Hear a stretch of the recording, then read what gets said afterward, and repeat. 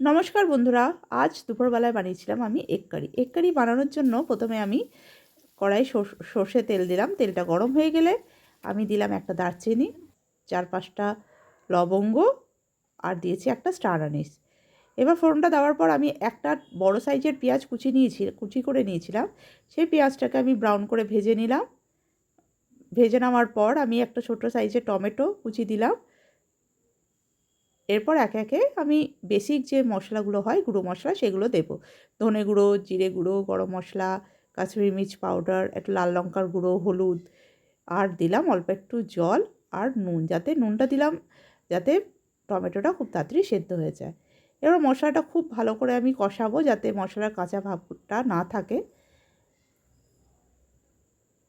এরপর দিয়ে দেবো আমি সেদ্ধ করা আলুর টুকরোগুলো। আলুটাকে আমি আগে থেকে ভাজবো না, ভাজিনি আমি আগে থেকে। আলুটাও আমি মশলার সাথেই খুব ভালো করে কষাবো। আর আলুটা দেওয়ার আগে আমি চাকুর সাহায্যে একটু আলুগুলোকে ফুটো ফুটো করে দিয়েছিলাম যাতে আলুর ভেতরে মশলাটা ঢোকে।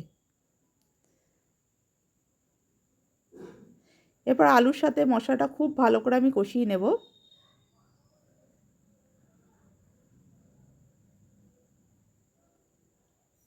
দেখুন কষানো প্রায় আমার কমপ্লিট হয়ে গেছে।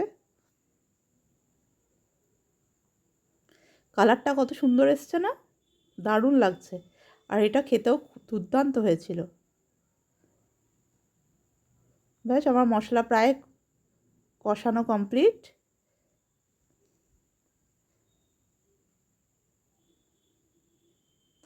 এরপর দেব আমি গরম জল। আপনারা যেরকম গ্রেভি নেবেন সেই অনুযায়ী জল দেবেন। এবার গ্রেভিটা ফুটে গেলে আমি আগে থেকে সেদ্ধ করা ডিমগুলো দিয়ে দেব। এবার গ্রেভিটা ফুটে গেলে আমি ওপর থেকে একটু ধনেপাতা কুচি দিয়ে 5-6 মিনিটের জন্য ঢাকা দিয়ে দেব। ব্যাস, আমাদের এগ কারি রেডি। ওপর থেকে কয়েকটা কাঁচা লঙ্কা দিলাম, দিয়ে এবার ঢাকা দিয়ে দেবো।